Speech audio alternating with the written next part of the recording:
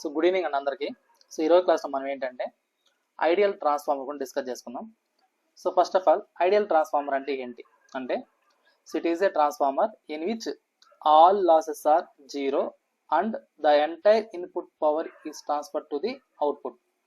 So ideal transformer అంటే ఏంటంటే, it is a transformer in which all losses are zero and the entire input power is transfer to the output. దాన్నే మనం ఏమంటాం అంటే ఇక్కడ ideal transformer అంటాం. ఓకేనా, catch my point. So ideal transformer అంటే ఏంటంటే, and ideal transformer an ideal transformer is a transformer in which all losses are zero and the entire in power, the entire input power is transferred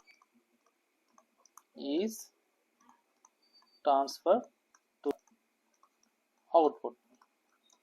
so దీన్నే మనం ఏమంటామంటే ఇక్కడ ideal transformer అంటాం.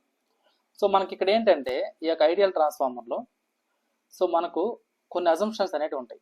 So ఏంటి assumptions అంటే, so ఇక్కడ చూడండి, so assumptions ఉంటాయి అన్నమాట ఇందులో. సో ఏంటి అజంప్షన్స్ అంటే ఇక్కడ, సో ఫస్ట్ వన్, ఇక్కడ జనరల్గా మనకి ఏంటంటే ఏదైనా ఒక మిషన్ తీసుకున్నప్పుడు అందులో సమ్ ఐరన్ లాసెస్ అని, అదేవిధంగా రొటేషనల్ లాసెస్ అని, కాఫర్ లాసెస్ అని ఉంటాయి. కాకపోతే మనకి ట్రాన్స్ఫార్మర్లో రొటేటింగ్ పార్ట్స్ ఏమి ఉండవు కాబట్టి రొటేషనల్ లాసెస్ అనేది జీరో. సో అవి కాకుండా రిమైనింగ్ లాసెస్ అంటే ఏవేవి, మనం తీసుకునే మ్యాగ్నెటిక్ మెటీరియల్ దాని ద్వారా వచ్చే లాసెస్, అదేవిధంగా సో సిలికాన్ స్టీల్ తీసుకుంటాం కదా దాని ద్వారా వచ్చే లాసెస్ అంటే ఏవేవి, iron losses, copper losses. So ఇవి. సో ఈ యొక్క ఐడియల్ కేసెస్లో మనకి ఏంటంటే ఈ లాసెస్ ఏవైతే ఉన్నాయో అవి మనం ఏమనుకుంటాం అంటే జీరోగా తీసుకుంటాం అన్నమాట.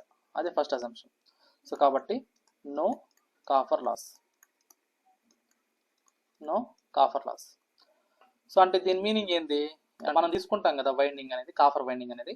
సో ఆ వైండింగ్లో స్మాల్ అమౌంట్ ఆఫ్ రెసిస్టెన్స్ అనేది ఉంటుంది. సో దాని యొక్క రెసిస్టెన్స్ ఎంత అంటే ఇక్కడ జీరో అన్నమాట. సో ఇక్కడ మీనింగ్ ఏంటంటే ఇది winding resistance equal to zero. So అదేవిధంగా సో రెసిస్టెన్స్ జనరల్గా మనకు I²R లాసెస్ అంటాం. కాఫర్ లాస్ అంటే ఏంటి, I²R. కాబట్టి ఆర్ వాల్యూ జీరో అయినప్పుడు టోటల్ వాల్యూ ఏమవుతుంది, జీరో అవుతుంది. కాబట్టి దేర్ఫోర్ I²R లాస్. సో దీని వాల్యూ కూడా ఏమవుతుంది అంటే నాకు జీరో అన్నమాట. ఓకేనా, ఎందుకంటే రెసిస్టెన్స్ వాల్యూ జీరోగా తీసుకున్నాం కాబట్టి. సో కాఫర్ లాస్ జీరో అనుకున్నాం కదా. అదేవిధంగా కోర్ లాస్. సో ఇందులో మనకి ఏముంటాయంటే టూ టైప్స్ ఉంటాయి అన్నమాట. అంటే మనం తీసుకునే మ్యాగ్నెటిక్ మెటీరియల్ ఉంటుంది కదా అది. సో అందులో ఏమేమి ఉంటాయంటే మనకు hysteresis loss, eddy current loss అంటారు దాన్ని. సో ఇందులో ఏంటంటే నో హిస్టెరిసిస్ లాస్.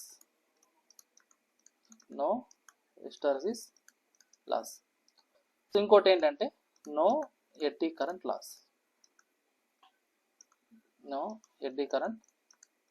అంటే ఏంటి, ఈ టోటల్ జీరో వాల్యూ అంతా ఎంత తీసుకుంటాం అన్నమాట. So next third one, so assumption 3 ఏంటంటే నో లీకేజ్ ఫ్లక్స్. సో మనకేంటంటే ట్రాన్స్ఫార్మర్లో వైండింగ్స్ ఉంటాయి కదా, ఆ వైండింగ్ సరౌండింగ్ అప్పుడు ఎప్పుడైతే దాని గుండా మనం కరెంట్ అనేది పాస్ చేస్తామో, సో మనం తీసుకునే ఈ ప్రైమరీ వైండింగ్ కావచ్చు, సెకండరీ వైండింగ్ కావచ్చు, నా సరౌండింగ్ నాకు ఏమవుతుందంటే ఫ్లక్స్ అనేది ప్రొడ్యూస్ అవుతుంది. ఈ ఫ్లక్స్ అనేది ఏమవుతుందంటే ఏదైనా ఒక ట్రాన్స్ఫార్మర్ మనం తీసుకునే ఈ యొక్క కోర్లో small amount of air gap ఏదైనా ఉన్నప్పుడు అక్కడ నాకు ఏమవుతుందంటే లీకేజ్ అనేది జరుగుతుంది. బట్ ఈ ఐడియల్ కేసులో ఏంటంటే ఇలాంటి లీకేజ్ అనేది ఏమి ఉండదు అన్నమాట. అంటే ఫ్లక్స్ అనేది నో లీకేజ్ ఫ్లక్స్గా తీసుకుంటాం. ఓకేనా. సో కాబట్టి ఇక్కడ ఏంటంటే ఇందులో entire magnetic flux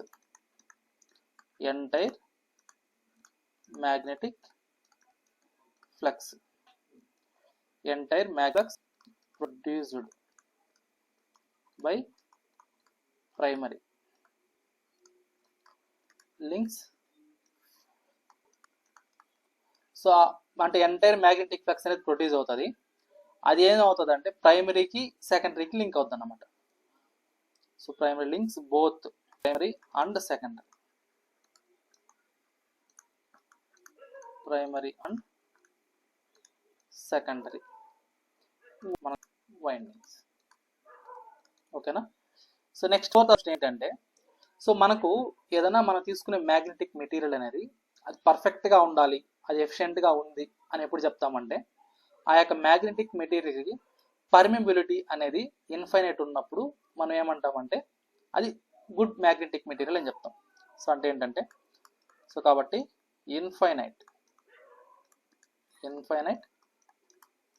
permeability, infinite permeability of core. ఓకేనా. సో ఇది ఇంపార్టెంట్ అన్నమాట, infinite permeability of core. So దీని మీనింగ్ ఇది ఇలా ఉంటే నాకేమవుతుందంటే, మనకు ఈ యొక్క మ్యాగ్నటైజేషన్ కరెంట్ ఏదైతే ఉంటుందో దాని వాల్యూ అనేది 0 అవుతుంది అన్నమాట. ఫ్లక్స్ ప్రొడ్యూస్డ్ అనేది ఈజీగా ఉంటుంది అన్నమాట. సో ఫ్లక్స్ ప్రొడ్యూస్డ్ అనేది ఎలా ఉంటుంది అంటే నాకు ఈజీగా ఉంటుంది. ఎప్పుడు ఇన్ఫైనైట్ పర్మిబిలిటీ ఉన్నప్పుడు. దీంతో పాటుగా మ్యాగ్నటైజేషన్ కరెంట్ రిక్వైర్మెంట్ ఏమవుతుందంటే నాకు 0 అవుతుంది అన్నమాట. ఇన్ఫైనైట్ పర్మిబిలిటీ ఉన్నప్పుడు కరెంట్, మ్యాగ్నటైజేషన్ కరెంట్ ఐమ్యూగా ఇండికేట్ చేసుకుంటాం. దీని యొక్క కరెంట్ అనేది ఏమవుతుందంటే నాకు దీని యొక్క రిక్వైర్డ్ వాల్యూ ఏమవుతుందంటే నాకు 0 అవుతుంది అన్నమాట. ఎప్పుడు పర్మిబిలిటీ అనేది మ్యాక్సిమం ఉన్నప్పుడు. నెక్స్ట్ ఈ యొక్క ఐడియల్ కేసులో ఇంకోటి ఏంటంటే నాకు 100% ఎఫిషియన్సీ ఉంటుంది. సో ఎప్పుడైతే నాకు లాసెస్ అన్ని 0, మనం తీసుకునే పర్మనెంట్ మ్యాగ్నెటిక్ మెటీరియల్ పర్ఫెక్ట్గా ఉంది, పర్మిబిలిటీ అనేది ఇన్ఫైనైట్గా ఉంది, రిలక్టెన్స్ వాల్యూ 0గా ఉంది. సో అట్లాంటప్పుడు నాకు ఎఫిషియన్సీ అనేది ఏమవుతుంది 100% వస్తుంది. సో ఈ 100% ఎఫిషియన్సీ ఎప్పుడు ఎగ్జిస్ట్ అవుతుందంటే నాకు input power must be equal to the output power. Input power must be equal to the output power. So ఇది వచ్చినప్పుడు మాత్రం నాకు ఏమవుతుంది అంటే నాకు 100% ఎఫిషియన్సీ అనేది వస్తుంది అన్నమాట. ఇంకోటి ఏంటంటే నో వోల్టేజ్ డ్రాప్. సో ఇందులో ఎలా ఉంటుంది అంటే నాకు వోల్టేజ్ డ్రాప్ అనేది ఉండదు అన్నమాట. సో వోల్టేజ్ డ్రాప్ ఎందుకు ఉండదంటే, మనం తీసుకునే వైండింగ్స్ ఉంటాయి కదా, ఆ వైండింగ్స్ దగ్గర వోల్టేజ్ డ్రాప్ అనేది ఆ క్లాస్ 0గా తీసుకుంటాం అన్నమాట. ఇక్కడ వైండింగ్స్ అక్రాస్ వైండింగ్స్ ఈజ్ 0. ఓకేనా. సో దీంతో పాటుకి మనం ఏం చెప్పండి, రిలక్టెన్స్ వాల్యూ. సో రిలక్టెన్స్ ఉంటుంది కదా, రిలక్టెన్స్ అంటే ఏంటి, to oppose the magnetic flux. So oppose the magnetic flux మనం రిలక్టెన్స్ అంటాం. ఈ యొక్క రిలక్టెన్స్ వాల్యూ ఐడియల్ కేసులో మనం 0గా తీసుకుంటాం అన్నమాట. ఓకేనా. సో ఇది ఇందులో ఇంకోటి ఏంటంటే మనకు ఇది ఐడియల్ మనం తీసుకునే ట్రాన్స్ఫార్మర్కి. సో మ్యాగ్నటైజేషన్ కర్వ్స్ చూసినట్లయితే మనము మ్యాగ్నటైజేషన్ గ్రాఫ్స్ అబ్జర్వ్ చేస్తే మ్యాగ్నటైజేషన్ గ్రాఫ్ అంటే ఉంటుంది దాన్ని. So BH curve, H axis X axis మీద ఏమో మ్యాగ్నెటిక్ ఫీల్డ్ ఇంటెన్సిటీ తీసుకుంటాం, ఇదేమో మ్యాగ్నెటిక్ ఫ్లక్స్ డెన్సిటీ తీసుకుంటాం. సో ఈ రెండింటికి గ్రాఫ్ డ్రా చేసినప్పుడు నాకు ఎలా ఉంటుందంటే నాకు దాని యొక్క క్యారెక్టరిస్టిక్స్ అనేటివి సో లీనియర్గా ఉంటుంది అన్నమాట. సో ఇది ఎలా ఉంటుంది అంటే నాకు లీనియర్గా ఉంటుంది అన్నమాట. బిహెచ్ కర్వ్ అంటుంది, ఏమంటే మనము బిహెచ్ కర్వ్ అంటాం అన్నమాట. సో ఈ యొక్క ఐడియల్ కేసుకి వచ్చేసరికి ఇలా ఉంటుంది అన్నమాట. ఓకేనా. సో దీంతో పాటుగా మనకి ఏంటంటే power relations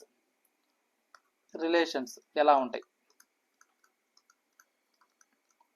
power relation in ideal transformer.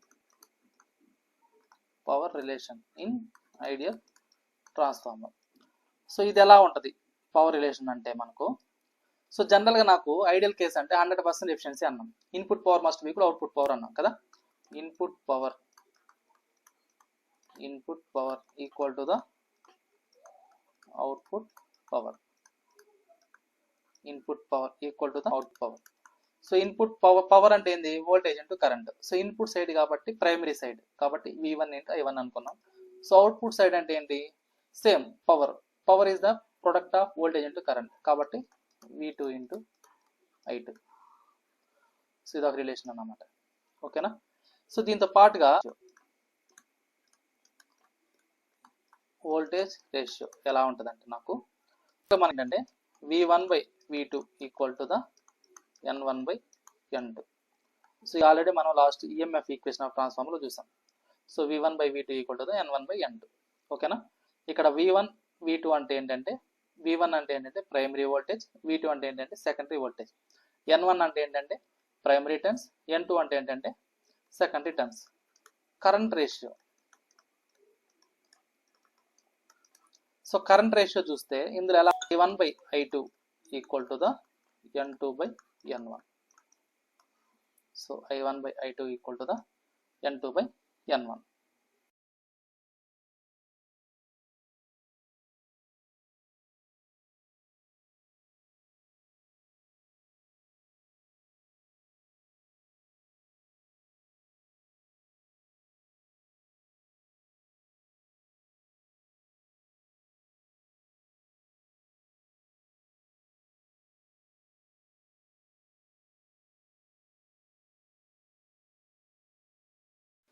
So ఇక్కడ చూడండి, ఇంతకుముందు ఒక డిస్టర్బ్ అయింది కదా, ఇప్పుడు మళ్ళీ ఒకసారి చూడండి.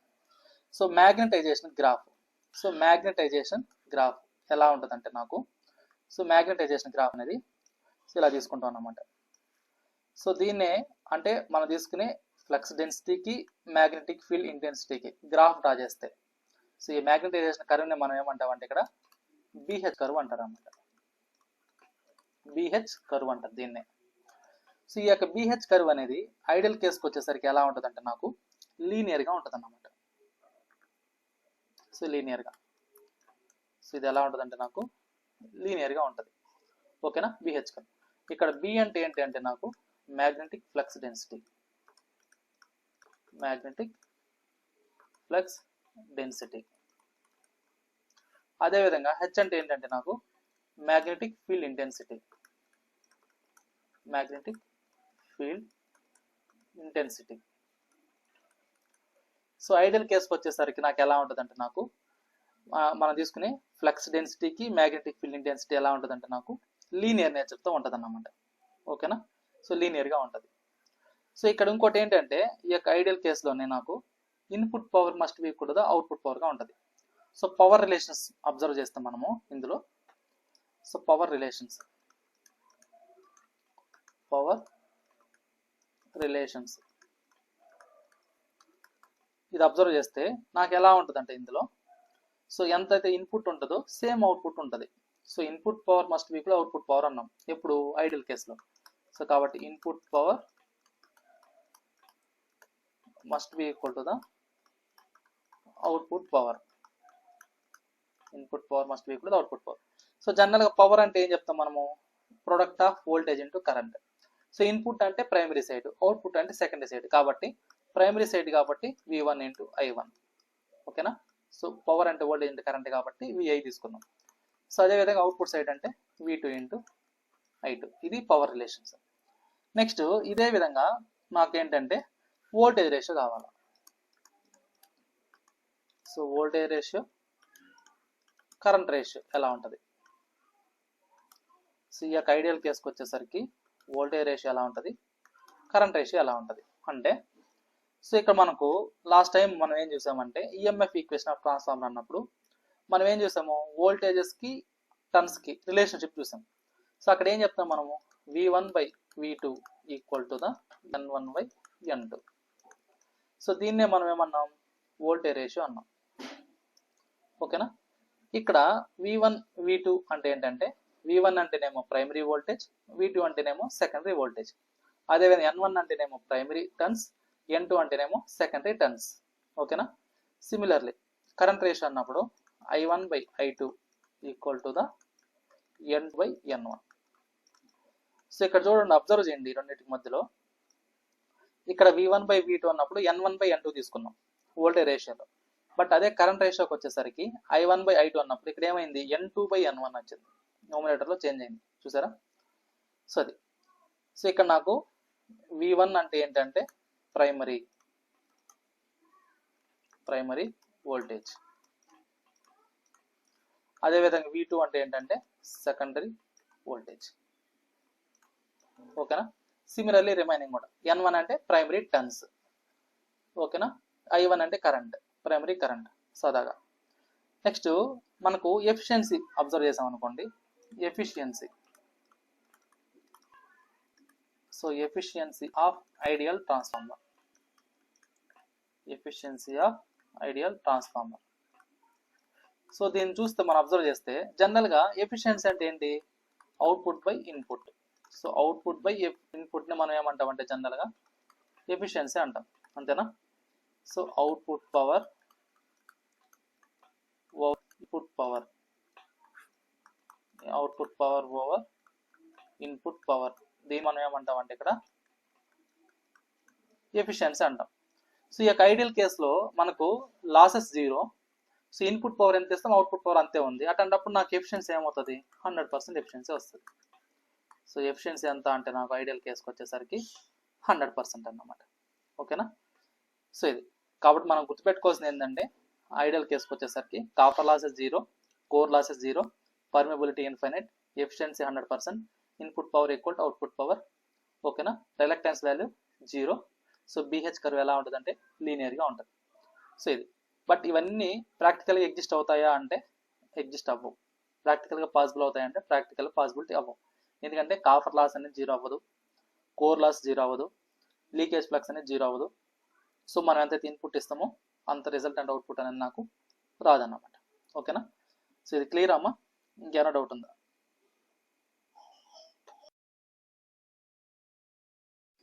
సో ఇక్కడ క్వశ్చన్ ఏమి ఇచ్చాడు, ఎన్ ideal transformer has turns ratio 5:1 if the secondary current is 10 amperes, primary current is అన్నాడు. సో ఇప్పుడు నువ్వు దీనికి ఆన్సర్ ఏమవుతుందంటే సింపుల్గా చెప్పాలంటే, సో మనకున్న రిలేషన్షిప్ ఏంటి, కరెంట్ రేషియో అంటే I1/I2 equal to the N2/N1. ఇక్కడ సెకండరీ కరెంట్ అన్నాడు. సో సెకండరీ కరెంట్ అంటే ఎంత అంట, 10 అంట. సో ఇక్కడ రేషియో అన్నాడు. సో అంటే దీని వాల్యూ 5:1 అన్నప్పుడు ఇక్కడ నాకు ఏంటంటే ఇది N1:N2 అని దీని మీనింగ్. సో N1:N1 అని, N1:N2 అని.